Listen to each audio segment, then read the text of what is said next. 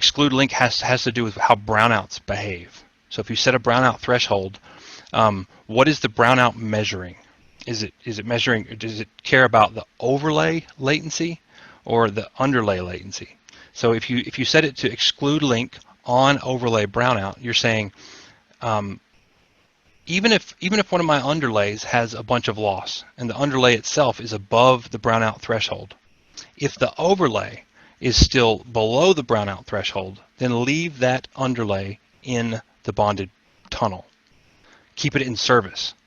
You only take don't take the underlay out just because it got some loss on it, because we're correcting that. The FEC, the conditioning mechanism, is correcting that loss, because if it wasn't, the overlay would be above the brownout threshold. In a lot of cases, for like high quality, high availability type setups, waterfall setups, on overlay brownout is the way to go. The alternative is the on underlay brownout, and that's kind of what you more intuitively think of when you say, I'm going to set a brownout threshold, and I want, when those thresholds are met, I want to do something.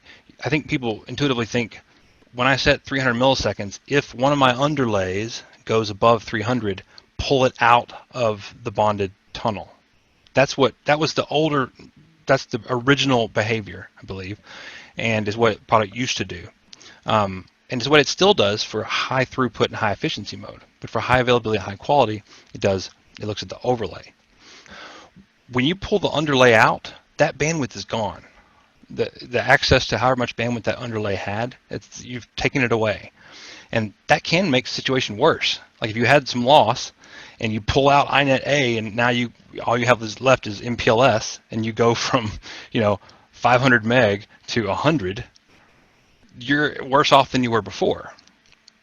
You have even more loss because now you have far less bandwidth availability than you did before.